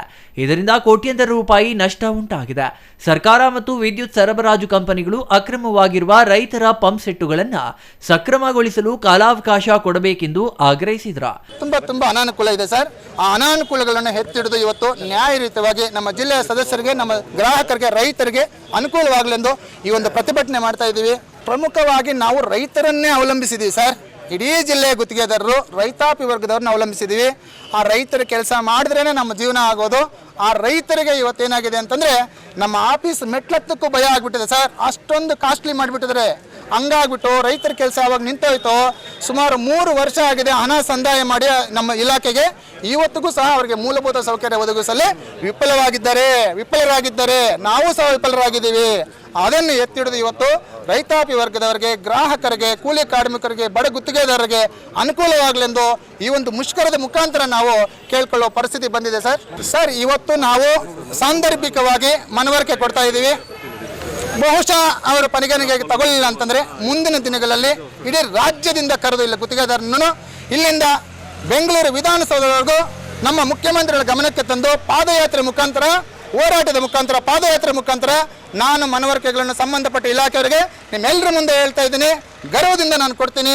ನಮ್ಮ ರೈತರ ಪರ, ನಮ್ಮ ಜಿಲ್ಲೆಯ ಗುತ್ತಿಗೆದಾರರ ಪರ, ಬಡ ಕಾರ್ಮಿಕರ ಪರವಾಗಿ ನಾನು ಪಾದಯಾತ್ರೆ ಮಾಡಿ ನಮ್ಮ ಸಮಸ್ಯೆಗಳನ್ನು ಅಲ್ಲಿಯೇ ನಾನು ವಿಧಾನಸೌಧದಲ್ಲೇ ನಾನು ಚರ್ಚೆ ಮಾಡ್ತೀನಿ ಅಂತ ಹೇಳ್ತೀನಿ ಸರ್. ಅನುಮತಿ ಪಡೆದ ವಿದ್ಯುತ್ ಗುತ್ತಿಗೆದಾರರ ಸಂಘದ ಜಂಟಿ ಕಾರ್ಯದರ್ಶಿ ಪ್ರಸಾದ್, ಕೋಶಾಧ್ಯಕ್ಷ ವೆಂಕಟೇಶ್, ರವಿ, ಶಂಕರಪ್ಪ, ಬಾಗಿಪಲ್ಲಿ ನಾರಾಯಣಸ್ವಾಮಿ, ವಿ ಮಧುಚಂದ್ರ, ಗುಡಿಮಂಡೆ ಶ್ರೀನಾಥ್, ಮೂರ್ತಿ, ಚಿಂತಾಮಣಿ ನಾರಾಯಣಸ್ವಾಮಿ, ಮಿಟ್ಟಹಳ್ಳಿ ಮಂಜು, ಆಂಜನೇಯಗೌಡ, ಗೌರಿಬಿದನೂರು ಹೊನ್ನೇಗೌಡ, ನಾಗರಾಜ್, ಶಿಡ್ಲಘಟ್ಟ ಬಚ್ಚೇಗೌಡ ಇನ್ನೂ ಹಲವರು ಇದೇ ಸಂದರ್ಭದಲ್ಲಿ ಹಾಜರಿದ್ದರು. Praveen, CTV news, Chikkaballapur. ರೈತರ ಬಳಿ ಹಣವನ್ನು ಪಡೆದು ಟ್ರಾನ್ಸ್ಫಾರ್ಮರ್ ಹಾಕದ ಅಧಿಕಾರಿಗಳಿಗೆ ಹೇಳಿ ಧಿಕ್ಕಾರ. ಶೋಷಿತರ ಧ್ವನಿ ಮಾಜಿ ಸಂಸದ ದಿವಂಗತ ವಿ ಶ್ರೀನಿವಾಸ್ ಪ್ರಸಾದ್ ಅವರ 77ನೇ ಹುಟ್ಟುಹಬ್ಬವನ್ನು ಬೋಧಿ ವೃಕ್ಷ ನೆಡುವ ಮೂಲಕ ಅರ್ಥಪೂರ್ಣವಾಗಿ ಆಚರಣೆ ಮಾಡಲಾಯಿತು. ನಂಜನಗೂಡು ಅಂಬೇಡ್ಕರ್ ಭವನದ ಆವರಣದಲ್ಲಿ ಮಾಜಿ ಶಾಸಕ ಬಿ ಹರ್ಷವರ್ಧನ್ ಅವರು ದಿವಂಗತ ವಿ ಶ್ರೀನಿವಾಸ್ ಪ್ರಸಾದ್ ಅವರ 77ನೇ ವರ್ಷದ ಹುಟ್ಟುಹಬ್ಬದ ಪ್ರಯುಕ್ತ ಬೋಧಿ ವೃಕ್ಷ ಅರಳಿ ಗಿಡವನ್ನು ನೆಡುವ ಮೂಲಕ ಚಾಲನೆ ನೀಡಿದರು.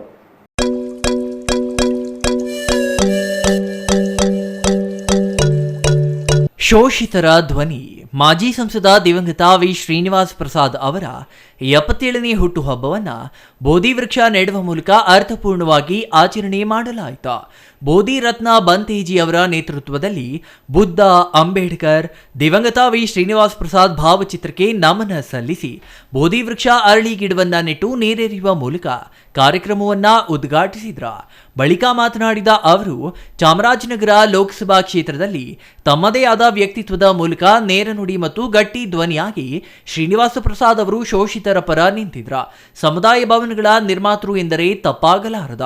ಅವರ ಹಾದಿಯಲ್ಲಿ ತಾವು ಶಾಸಕನಾಗಿದ್ದ ಅವಧಿಯಲ್ಲಿ ಶಿಕ್ಷಣ ಕ್ಷೇತ್ರಕ್ಕೆ ಸಾಕಷ್ಟು ಅನುದಾನ ತಂದು ಶಾಲಾ ಕೊಠಡಿಗಳ ನಿರ್ಮಾಣ ಹಾಗೂ ಶಾಲೆಗಳ ಅಭಿವೃದ್ಧಿ ಪಡಿಸುವ ನಿಟ್ಟಿನಲ್ಲಿ ಕೆಲಸ ಮಾಡಿದ್ದೇನೆ ಎಂದ್ರ.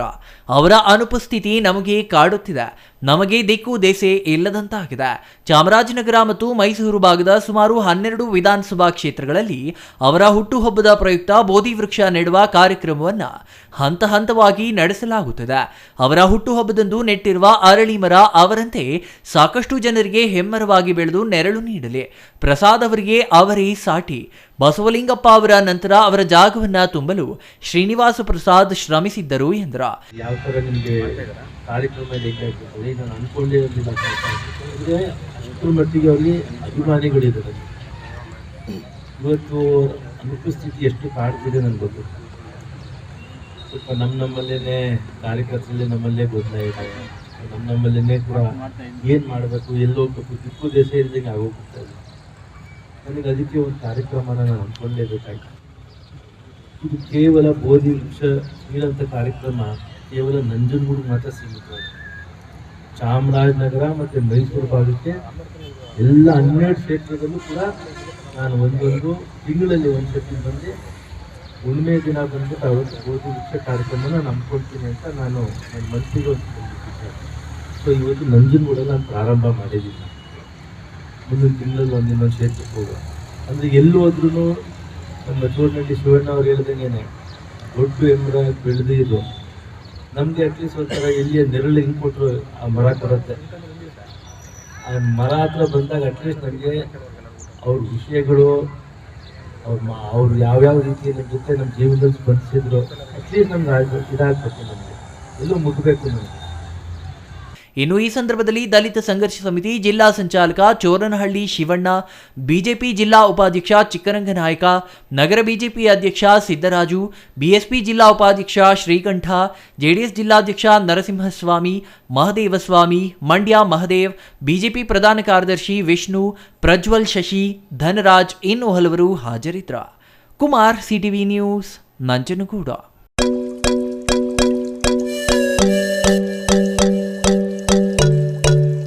ಇದೀಗ ಚಿಕ್ಕದೊಂದು ವಿರಾಮದ ನಂತರ ಸಿಟಿವಿ ನ್ಯೂಸ್ ಮುಂದುವರಿಯಲಿದೆ.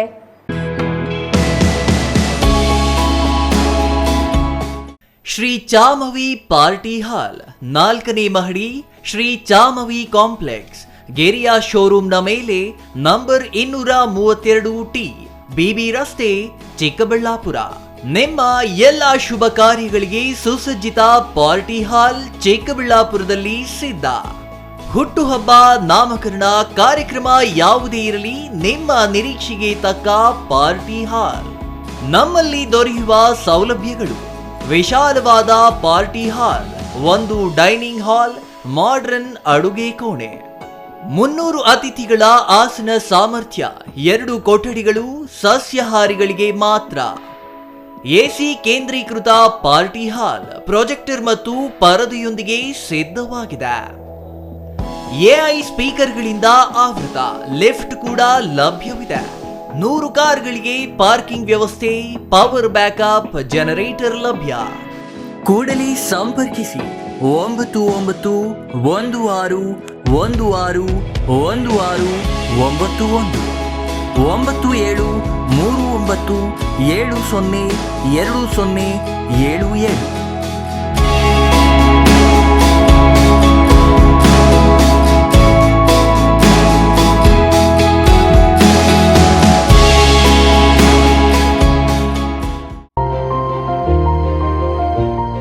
Jain mission hospital, Jain mission ಟ್ರಸ್ಟ್ನ ಲಾಭರಹಿತ ಉಪಕ್ರಮ, ಬಿಬಿ ರಸ್ತೆ, ಚಿಕ್ಕಬಳ್ಳಾಪುರ. ಇನ್ನು ಮುಂದೆ ಹೆಚ್ಚಿನ ಚಿಕಿತ್ಸೆಗಾಗಿ ಬೆಂಗಳೂರಿಗೆ ಹೋಗಬೇಕು ಎಂಬ ಚಿಂತೆ ಬೇಡ. ಚಿಕ್ಕಬಳ್ಳಾಪುರದ ಮೊಟ್ಟ ಮೊದಲ ಅತ್ಯಾಧುನಿಕ ತಂತ್ರಜ್ಞಾನ, ಗುಣಮಟ್ಟದ ವೈದ್ಯಕೀಯವನ್ನು ಒಳಗೊಂಡ ಏಕೈಕ ಆಸ್ಪತ್ರೆ ಜೈನ್ ಮಿಷನ್ ಹಾಸ್ಪಿಟಲ್. ದಿನದ 24 ಗಂಟೆಗಳು ನೆಬುಲೈಸೇಷನ್, ಹೆರಿಗೆ, ಐಸಿಯು, ಟ್ರಾಮ್ ಸೆಂಟರ್, ಆಂಬ್ಯುಲೆನ್ಸ್ ಸೇವೆಗಳು ಲಭ್ಯವಿದೆ. ಜೈನ್ ಮಿಷನ್ ಆಸ್ಪತ್ರೆಯು 4 ಅಂತಸ್ತಿನ ಕಟ್ಟಡವನ್ನು ಒಳಗೊಂಡಿದ್ದು 100 ಹಾಸಿಗೆಗಳುಳ್ಳ ಸುಸಜ್ಜಿತವಾದ ಆಸ್ಪತ್ರೆಯಾಗಿದೆ. ಅಲ್ಲದೆ ಸುಧಾರಿತ ಲ್ಯಾಬ್ ಸೌಲಭ್ಯಗಳು, ಎಕ್ಸ್ರೇ, ಓಟಿ ಕಾಂಪ್ಲೆಕ್ಸ್, ಲ್ಯಾಬ್ ಸೇವೆಗಳು, ಒಳಗಿನ ರೋಗಿಗಳು, ಸಾಮಾನ್ಯ ಸೇವೆಗಳು ಲಭ್ಯವಿದೆ. 24 ಗಂಟೆಗಳ ತುರ್ತು ಸೇವೆಗಳು, ಐಸಿಯು, ಎನ್ಐಸಿಯು, ಅಪಘಾತ ಮತ್ತು ತುರ್ತು ಚಿಕಿತ್ಸೆ, ಫಾರ್ಮಸಿ, ಆಂಬ್ಯುಲೆನ್ಸ್. ವಿರಾಮದ ನಂತರ ಮತ್ತೆ ಸಿಟಿವಿ ನ್ಯೂಸ್ಗೆ ಸ್ವಾಗತ. ರಾಜ್ಯವನ್ನು ಮೈಸೂರಿನಿಂದ ಕರ್ನಾಟಕ ಎಂದು ಮರುನಾಮಕರಣ ಮಾಡಿದ ಸುವರ್ಣ ಮಹೋತ್ಸವ ನೆನಪಿಗಾಗಿ ರಾಜ್ಯ ಸರ್ಕಾರ ಕರ್ನಾಟಕ ಸಂಭ್ರಮ 50 ಆಚರಿಸುತ್ತಿದೆ ಎಂದು ಬೆಂಗಳೂರು ಗ್ರಾಮಾಂತರ ಜಿಲ್ಲಾ ಕನ್ನಡ ಸಾಹಿತ್ಯ ಪರಿಷತ್ ಅಧ್ಯಕ್ಷ ಕೃಷ್ಣಪ್ಪ ತಿಳಿಸಿದರು.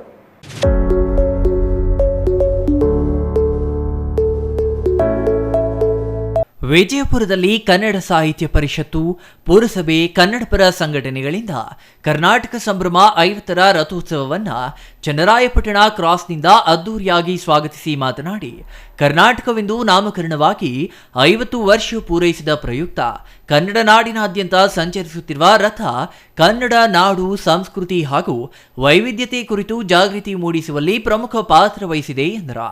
ಕನ್ನಡಿಗರೆಲ್ಲರೂ ಒಂದೇ ಎಂಬ ಸೌಹಾರ್ದತೆ ಸಂದೇಶ ಸಾರುವ ಈ ರಥ ಕನ್ನಡ ತಾಯಿ ಭುವನೇಶ್ವರಿಯ ಭಾವಚಿತ್ರದೊಂದಿಗೆ ಕರ್ನಾಟಕದ ಎಲ್ಲರ ಮನೆ ಮನ ಬೆಳಗಲಿದೆ. ಕನ್ನಡ ನಮ್ಮ ಉಸಿರು. ಸುಮಾರು 2000 ವರ್ಷಗಳ ಇತಿಹಾಸ ಹೊಂದಿದ ಕರ್ನಾಟಕ ಸಾಂಸ್ಕೃತಿಕವಾಗಿ, ರಾಜಕೀಯವಾಗಿ, ಶೈಕ್ಷಣಿಕವಾಗಿ ಭವ್ಯ ಪರಂಪರೆ ಹೊಂದಿದೆ. ಅಂತಹ ಭವ್ಯ ಪರಂಪರೆಯನ್ನ ಮುಂದಿನ ತಲೆಮಾರಿಗೆ ಕೊಂಡೊಯ್ಯುವುದೇ ಈ ಕರ್ನಾಟಕ ಸಂಭ್ರಮ 50ರ ಆಶಯವಾಗಿದೆ ಎಂದರು. ಇನ್ನು ಈ ಸಂದರ್ಭದಲ್ಲಿ ಪುರಸಭಾ ಮುಖ್ಯಾಧಿಕಾರಿ ಸಂತೋಷ್, ಕೇಶವಪ್ಪ, ಜಯಂ ಶ್ರೀನಿವಾಸ್, ಪರಮೇಶ್, ಚಂದ್ರು, ತ್ಯಾಗರಾಜ್, ಲಿಂಗಣ್ಣ, ಸುನಿಲ್, ಅನಿಲ್ ಇನ್ನೂ ಹಲವರು ಹಾಜರಿದ್ದರು. Satish Kumar, CTV news, Vijayapura.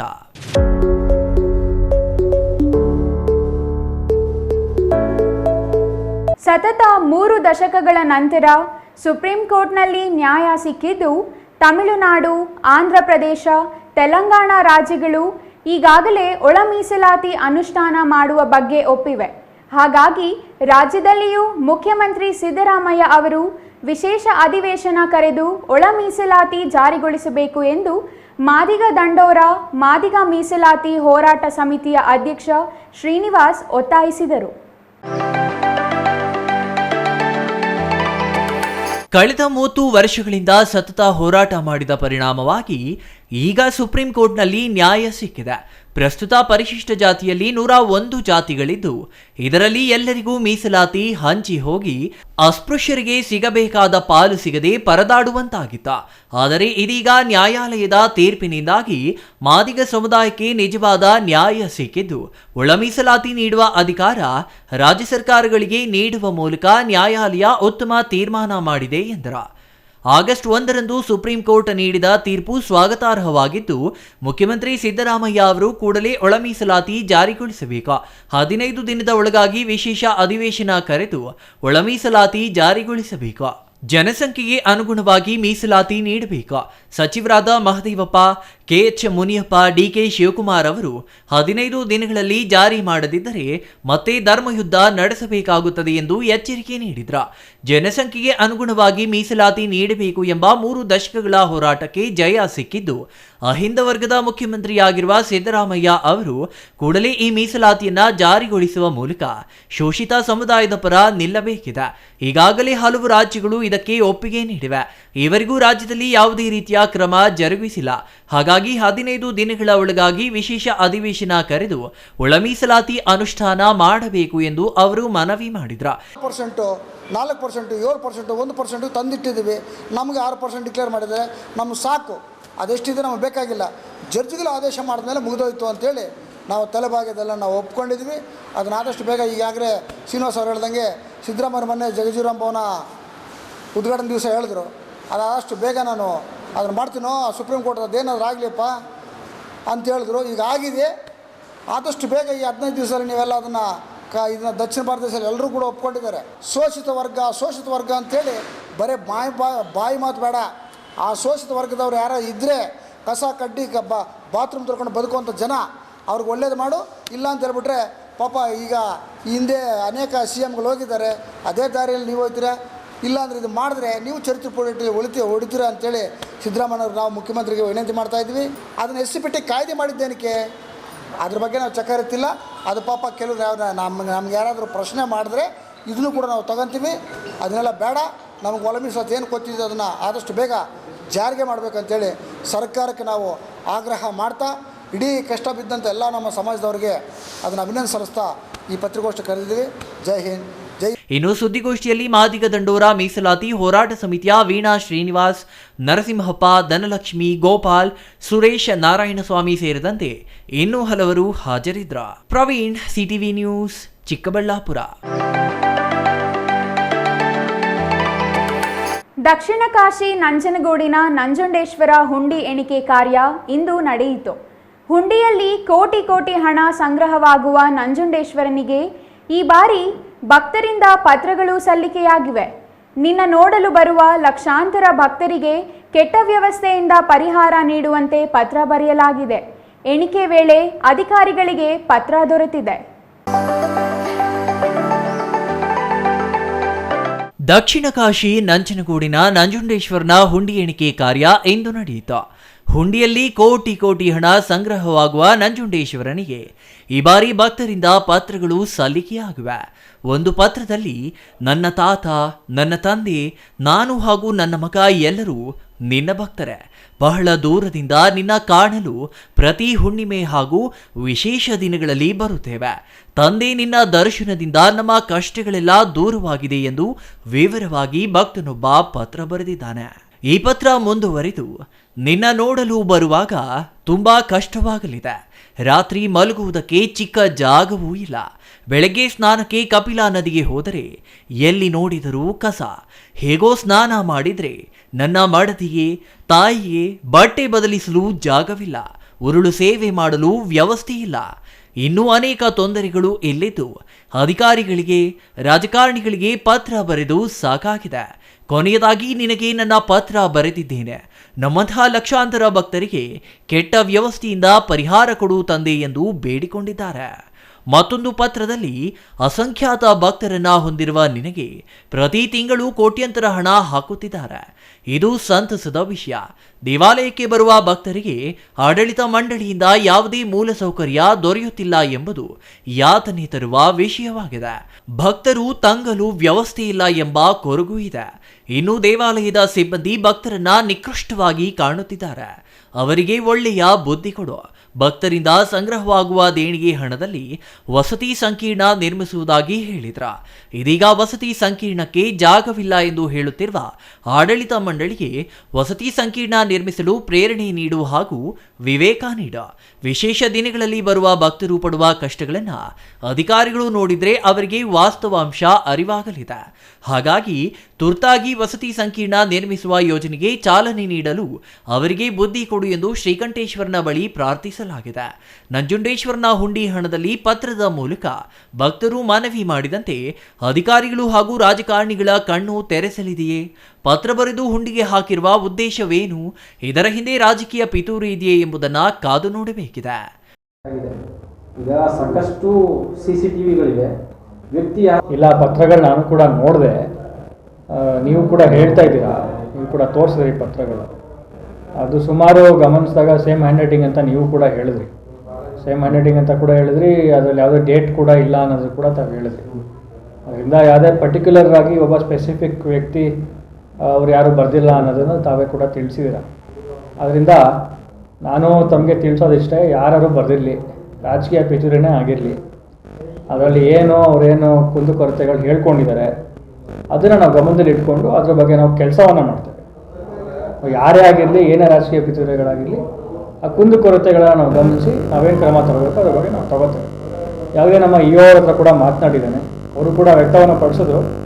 ಆದರೆ ನಾನು ಅವ್ರಿಗೆ ಹೇಳಿದ್ದೇನೆ, ಏನೇ ಪತ್ರ ಆಗಿದ್ರು ಕೂಡ, ಎಷ್ಟೇ ಸೇಮ್ ಹ್ಯಾಂಡ್ ಆಗಿದ್ರು ಕೂಡ, ಯಾವುದೇ ಡೇಟ್ ಇಲ್ಲದಿದ್ರೂ ಕೂಡ, ಯಾವುದೇ ವ್ಯಕ್ತಿಗೆ ಸಂಬಂಧಪಟ್ಟಿದ್ದರ ಲೆಟರ್ ಆಗಿದ್ರು ಕೂಡ ಅದರಲ್ಲಿ ಇರೋಂಥ ಕಂಟೆಂಟನ್ನು ನಾವು ಪರಿಗಣಿಸಿ ಏನು ಫೆಸಿಲಿಟೀಸನ್ನು ನಮ್ಮ ಭಕ್ತಾದಿಗಳಿಗೆ ನಾವು ಕೊಡಬೇಕು ಅದನ್ನು ಕೊಡಲಿಕ್ಕೆ ನಾವು ಅವರು ಎಲ್ಲ ಕೂತ್ಕೊಂಡು ಮತ್ತೊಮ್ಮೆ ಒಂದು ಮೀಟಿಂಗನ್ನು ಮಾಡಿ ಪೂರ್ಣವಾಗಿ ನಾವು ನಮ್ಮ ಭಕ್ತಾದಿಗಳನ್ನ ಸ್ಯಾಟಿಸ್ಫೈ ಮಾಡೋದಕ್ಕೆ ನಾವು ಪ್ರಾಮಾಣಿಕ ಪ್ರಯತ್ನವನ್ನು ನಾವು ಮಾಡ್ತೇವೆ. Kumar, CTV news, ನಂಜನಗೂಡ. ಬಾಗೇಪಲ್ಲಿ ಪಟ್ಟಣದಲ್ಲಿ ನಡೆಯುತ್ತಿದ್ದ ವಾರದ ಸಂತೆಯನ್ನು ಜನರ ಅನುಕೂಲಕ್ಕಾಗಿ ಪ್ರತಿ ಸೋಮವಾರ ನಡೆಯಲು ಕ್ರಮ ಜರುಗಿಸುವಂತೆ ಒತ್ತಾಯಿಸಿ ಇಂದು ಕರ್ನಾಟಕ ರಕ್ಷಣಾ ವೇದಿಕೆ ಸಂಘಟನೆಗಳ ಒಕ್ಕೂಟದಿಂದ ಪುರಸಭೆ ಮುಖ್ಯಾಧಿಕಾರಿ ಶ್ರೀನಿವಾಸ್ ಅವರಿಗೆ ಮನವಿ ಸಲ್ಲಿಸಲಾಯಿತು.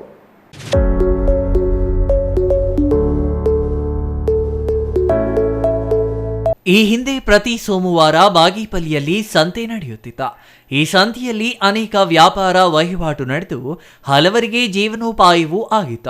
ಆದರೆ ಅದನ್ನು ಕಾರಣಾಂತರಗಳಿಂದ ಸ್ಥಗಿತಗೊಳಿಸಲಾಗಿದ್ದು ಪುನರ್ ಪ್ರಾರಂಭಿಸುವಂತೆ ಆಗ್ರಹಿಸಿ ಕರವೇ ಸಂಘಟನೆಗಳ ಒಕ್ಕೂಟದಿಂದ ಇಂದು ಪುರಸಭೆ ಮುಖ್ಯಾಧಿಕಾರಿಗಳಿಗೆ ಮನವಿ ಸಲ್ಲಿಸಲಾಯಿತು.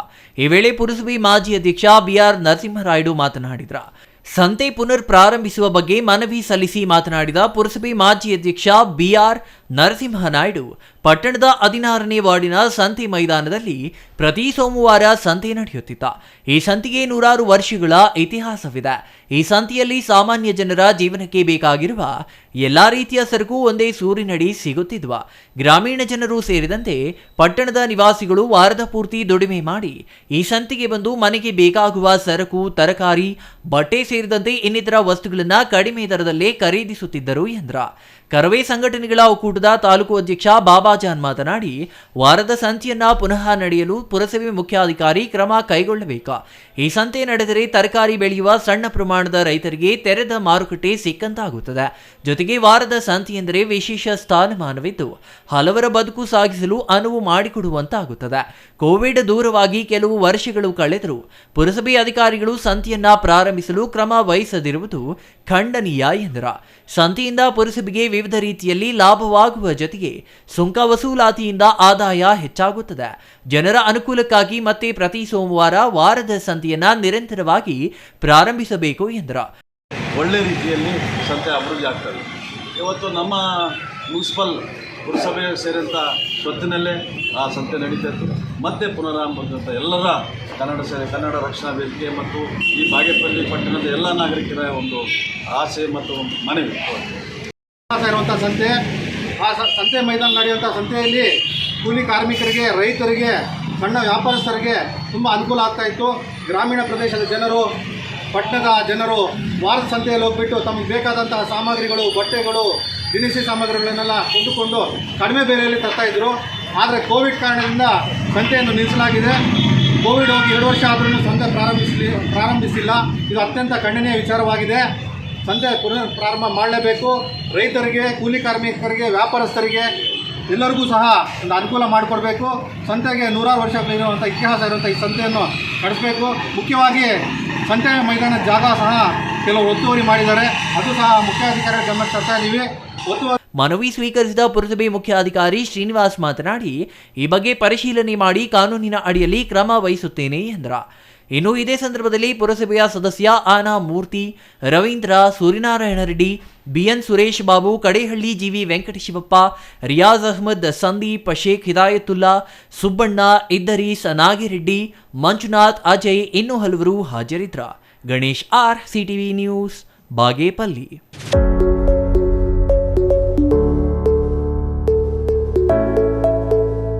ದಕ್ಷಿಣ ಕಾಶಿ ನಂಜನಗೂಡು ಶ್ರೀ ನಂಜುಂಡೇಶ್ವರ ಸ್ವಾಮಿ ದೇವಾಲಯದಲ್ಲಿ ಭಕ್ತರಿಂದ ನಂಜುಂಡೇಶ್ವರನ ಹುಂಡಿಗೆ ದೇವಾಲಯದ ಅವ್ಯವಸ್ಥೆ ಬಗ್ಗೆ ಭಕ್ತರು ಪತ್ರ ಬರೆದು ಹುಂಡಿಯಲ್ಲಿ ಹಾಕಿದರು. ಈ ಪತ್ರಗಳ ಬಗ್ಗೆ ನಂಜನಗೂಡು ಶಾಸಕ ದರ್ಶನ್ ಧ್ರುವನಾರಾಯಣ್ ಪ್ರತಿಕ್ರಿಯೆ ನೀಡಿದ್ದು, ಭಕ್ತರ ಆಶಯದಂತೆ ನಡೆಯೋಣ ಎಂದು ಹೇಳಿದ್ದಾರೆ.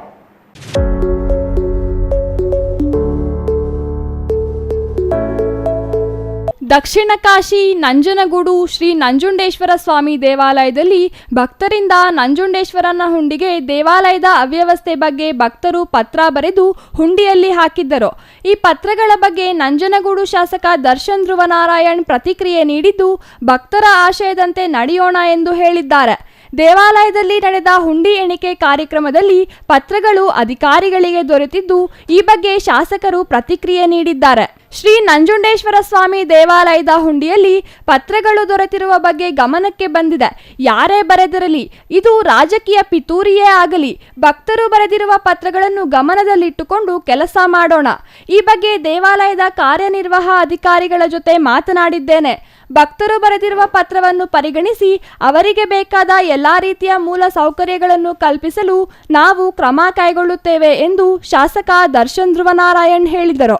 ನಾನು ತಮಗೆ ತಿಳಿಸೋದಿಷ್ಟೇ, ಯಾರು ಬರೆದಿರಲಿ, ರಾಜಕೀಯ ಪಿತೂರಿನೇ ಆಗಿರಲಿ, ಅದರಲ್ಲಿ ಅವರೇನು ಕುಂದುಕೊರತೆಗಳು ಹೇಳ್ಕೊಂಡಿದ್ದಾರೆ ಅದನ್ನು ನಾವು ಗಮನದಲ್ಲಿ ಇಟ್ಕೊಂಡು ಅದ್ರ ಬಗ್ಗೆ ನಾವು ಕೆಲಸವನ್ನು ಮಾಡ್ತೇವೆ. ಯಾರೇ ಆಗಿರಲಿ, ಏನೇ ರಾಜಕೀಯ ಪಿತೂರಿಗಳಾಗಿರಲಿ, ಆ ಕುಂದುಕೊರತೆಗಳನ್ನು ನಾವು ಗಮನಿಸಿ ನಾವೇನು ಕ್ರಮ ತಗೋಬೇಕು ಅದ್ರ ಬಗ್ಗೆ ನಾವು ತಗೋತೇವೆ. ಯಾವುದೇ ನಮ್ಮ ಅವ್ರ ಹತ್ರ ಕೂಡ ಮಾತನಾಡಿದ್ದೇನೆ, ಅವರು ಕೂಡ ವ್ಯಕ್ತವನ್ನು ಪಡಿಸಿದ್ರು. ಆದರೆ ನಾನು ಅವ್ರಿಗೆ ಹೇಳಿದ್ದೇನೆ, ಏನೇ ಪತ್ರ ಆಗಿದ್ರು ಕೂಡ, ಎಷ್ಟೇ ಸೇಮ್ ಯೂನಿಟಿಂಗ್ ಆಗಿದ್ರು ಕೂಡ, ಯಾವುದೇ ಡೇಟ್ ಇಲ್ಲದಿದ್ರೂ ಕೂಡ, ಯಾವುದೇ ವ್ಯಕ್ತಿಗೆ ಸಂಬಂಧಪಟ್ಟಿದ್ದರ ಲೆಟರ್ ಆಗಿದ್ರೂ ಕೂಡ ಅದರಲ್ಲಿ ಇರೋಂಥ ಕಂಟೆಂಟನ್ನು ನಾವು ಪರಿಗಣಿಸಿ ಏನು ಫೆಸಿಲಿಟೀಸನ್ನು ನಮ್ಮ ಭಕ್ತಾದಿಗಳಿಗೆ ನಾವು ಕೊಡಬೇಕು ಅದನ್ನು ಕೊಡಲಿಕ್ಕೆ ನಾವು ಅವರು ಎಲ್ಲ ಕೂತ್ಕೊಂಡು ಮತ್ತೊಮ್ಮೆ ಒಂದು ಮೀಟಿಂಗನ್ನು ಮಾಡಿ ಪೂರ್ಣವಾಗಿ ನಾವು ನಮ್ಮ ಭಕ್ತಾದಿಗಳನ್ನ ಸ್ಯಾಟಿಸ್ಫೈ ಮಾಡೋದಕ್ಕೆ ನಾವು ಪ್ರಾಮಾಣಿಕ ಪ್ರಯತ್ನವನ್ನು ನಾವು ಮಾಡ್ತೇವೆ. Kumar, CTV news, Nanjangud.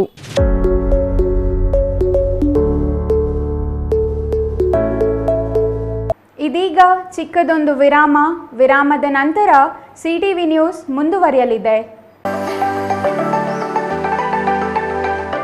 Shri Manjunatha hardware and innovations 22 ವರ್ಷಗಳಿಂದ ಮಾರುಕಟ್ಟೆಯಲ್ಲಿ ಸುದೀರ್ಘ ಪಯಣ ಮತ್ತು ಗ್ರಾಹಕ ಹಾಗೂ ಎಂಜಿನಿಯರಿಂಗ್ಗಳ ನಂಬಿಕೆಯ ಆಯ್ಕೆ. ಅತ್ಯುತ್ತಮ ಗುಣಮಟ್ಟ, ಪ್ರಾಮಾಣಿಕ ಬೆಲೆ. Engineer choices, architect choices, corporates, house owners, carpenter choices, hardware dealers ಹಾಗೂ ಇನ್ನಿತರರಿಗೆ ಹೋಲ್ಸೇಲ್ ದರದಲ್ಲಿ ಸಿಗುವ ಸ್ಥಳವೇ ಶ್ರೀ ಮಂಜುನಾಥ ಹಾರ್ಡ್ವೇರ್ ಮತ್ತು ಇನೋವೇಷನ್ಸ್. ವಿವಿಧ ರೀತಿಯ ವಿನ್ಯಾಸಗಳುಳ್ಳ ಡೆಕೋರೇಟಿವ್, ಪ್ರೊಟೆಕ್ಟಿವ್, ಫಂಕ್ಷನಲ್ ಹಾಗೂ ಉತ್ತಮ ದರದಲ್ಲಿ ಗುಣಮಟ್ಟದ ಹಾರ್ಡ್ವೇರ್ ವಸ್ತುಗಳು ನಮ್ಮಲ್ಲಿ ದೊರಕುತ್ತದೆ. ವಿಳಾಸ: ರಿಲಯನ್ಸ್ ಪೆಟ್ರೋಲ್ ಬಂಕ್ ಹತ್ತಿರ, ಬಿಬಿ ರಸ್ತೆ, ಚಿಕ್ಕಬಳ್ಳಾಪುರ. ಮೊಬೈಲ್ ಸಂಖ್ಯೆ 9739393927, ಮತ್ತೊಂದು ಸಂಖ್ಯೆ 9008680303.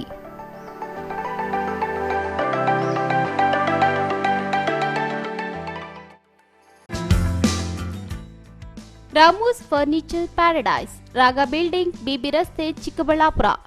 ನಮ್ಮ ಸಂಸ್ಥೆಯು 1994ರಿಂದ ಚಿಕ್ಕಬಳ್ಳಾಪುರ ಜಿಲ್ಲಾದ್ಯಂತ ಗ್ರಾಹಕರ ಬೇಡಿಕೆಗಳಿಗೆ ಅನುಗುಣವಾಗಿ ಗುಣಮಟ್ಟದಲ್ಲಿ ಯಾವುದೇ ರಾಜಿ ಇಲ್ಲದೆ ಉತ್ತಮ ಸೇವೆಯನ್ನ ಸಲ್ಲಿಸುತ್ತಾ ಬಂದಿದೆ. ನಮ್ಮಲ್ಲಿ ಆಕರ್ಷಕ ಕಲಾತ್ಮಕ ವಿನ್ಯಾಸಗಳುಳ್ಳ ವಿವಿಧ ಮಾದರಿಯ ಗೃಹಾಲಂಕಾರ teak wood furnitures, sofa set, dining tables, leather sofa set, office furnitures ಮತ್ತು ಬೆಡ್ರೂಮ್ ವಾರ್ಡ್ರೋಬ್ಸ್ ಅಂಡ್ ಕಾಟ್ಸ್ ಮತ್ತು ಇಟಾಲಿಯನ್ ಕಿಚನ್ ಮತ್ತು ನಿಮ್ಮ ಮನೆಯ ಎಲ್ಲಾ ಇಂಟೀರಿಯರ್ ಡಿಸೈನ್ ಅನ್ನ ನಿಮ್ಮ ಮನಸ್ಸಿಗೊಪ್ಪುವಂತೆ ಕೇವಲ 15 ದಿನಗಳಲ್ಲಿ ಮಾಡಿಕೊಡಲಾಗುತ್ತದೆ. ಜರ್ಮನ್ ಯಂತ್ರೋಪಕರಣಗಳಿಂದ ಕೂಡಿದ ಸ್ವಂತ ಫ್ಯಾಕ್ಟರಿಯನ್ನ ಹೊಂದಿದ್ದು ಎಲ್ಲಾ ರೀತಿಯ ಗ್ರಾಹಕರ ಕೈಗೆಟುಕುವ ಬೆಲೆಗಳಿಗೆ ತಕ್ಕಂತೆ ಫರ್ನಿಚರ್ಸ್ ಹಾಗೂ ಇಂಟೀರಿಯರ್ ಅನ್ನ ಮಾಡಿಕೊಡಲಾಗುತ್ತದೆ. ಇನ್ನೇಕೆ ತಡ, ಹಿಂದೆ ಭೇಟಿ ಕೊಡಿ ರಾಮೂಸ್ ಫರ್ನಿಚರ್ಸ್ ಪ್ಯಾರಡೈಸ್, ರಾಗ ಬಿಲ್ಡಿಂಗ್, ಬಿಬಿ ರಸ್ತೆ, ಚಿಕ್ಕಬಳ್ಳಾಪುರ. ವಿರಾಮದ ನಂತರ ಮತ್ತೆ ಸಿಟಿವಿ ನ್ಯೂಸ್ಗೆ ಸ್ವಾಗತ. ಇದೀಗ ಸಂಕ್ಷಿಪ್ತ ಸುದ್ದಿ.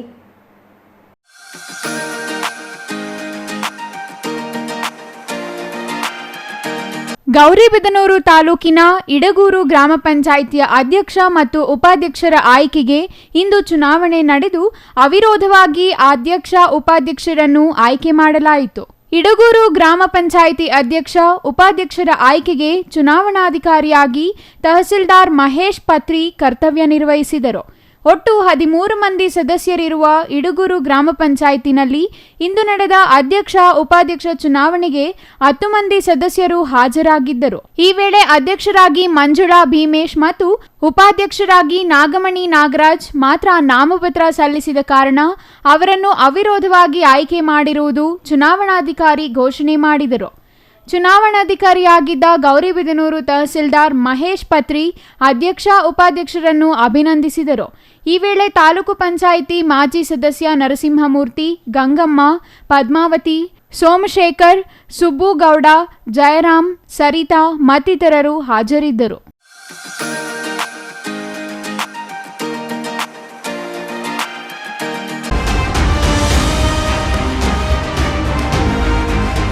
ದ್ವಿಚಕ್ರ ವಾಹನದಲ್ಲಿ ಗಾಂಜಾ ಮಾರಾಟ ಮಾಡಲು ತಂದಿದ್ದ ವ್ಯಕ್ತಿಯನ್ನು ನಗರ ಠಾಣೆಯ ಪೊಲೀಸರು ಬಂಧಿಸಿ ಅವನಿಂದ 4 ಕೆಜಿ ಗಾಂಜಾ ಹಾಗೂ ದ್ವಿಚಕ್ರ ವಾಹನವನ್ನು ವಶಪಡಿಸಿಕೊಂಡಿರುವ ಘಟನೆ ಚಿಂತಾಮಣಿ ನಗರ ಪೊಲೀಸ್ ಠಾಣಾ ವ್ಯಾಪ್ತಿಯ ಬಂಬು ಬಜಾರ್ನಲ್ಲಿ ನಡೆದಿದೆ.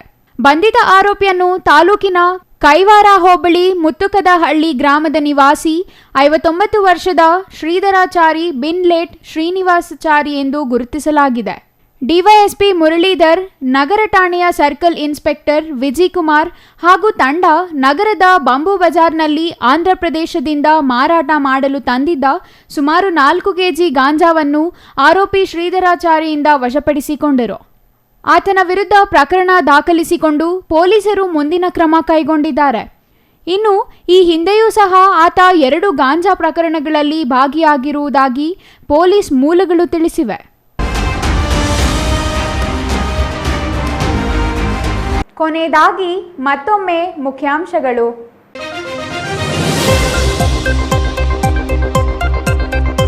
ಜಿಲ್ಲಾ ಕೇಂದ್ರ ಚಿಕ್ಕಬಳ್ಳಾಪುರದಲ್ಲಿ ವಾಹನ ನಿಲುಗಡೆಗಿಲ್ಲ ನೀತಿ ನಿಯಮ. ಮುಖ್ಯ ರಸ್ತೆಯಲ್ಲಿ ಅಡ್ಡಾದಿಡ್ಡಿ ವಾಹನ ನಿಲ್ಲಿಸಿದ್ರು ಹೇಳೋರಿಲ್ಲ ಕೇಳೋರಿಲ್ಲ, ದಂಡ ಹಾಕಲು ಮಾತ್ರ ಸೀಮಿತವಾದ ಸಂಚಾರಿ ಪೊಲೀಸರು. ಗುಡಿಬಂಡಿಯಲ್ಲಿ ನಡೆಯಿತು ನಾಗರಿಕ ಸಮಾಜ ತಲೆ ತಗ್ಗಿಸೋ ಘಟನೆ. ಹೆತ್ತ ತಾಯಿಯ ಮೇಲೆಯೇ ಲೈಂಗಿಕ ದೌರ್ಜನ್ಯ ಎಸಗಿದ ಆರೋಪಿ ಮಗ, ಮದ್ಯದ ನಶೆಯಲ್ಲಿ ನಡೆದ ಕೃತ್ಯ. ದ್ರಾಕ್ಷಿ ಬೆಳೆಗಾರರ ಸಮಸ್ಯೆಗಳನ್ನ ಕೇಂದ್ರ ಸರ್ಕಾರದ ಗಮನಕ್ಕೆ ತಂದ ಸಂಸದ ಡಾಕ್ಟರ್ ಕೆ ಸುಧಾಕರ್. ಸಂಸತ್ ಅಧಿವೇಶನದ ಚುಕ್ಕೆ ಗುರುತಿಲ್ಲದ ಪ್ರಶ್ನೆಗೆ ಕೇಂದ್ರ ಸಚಿವರಿಂದ ಉತ್ತರ.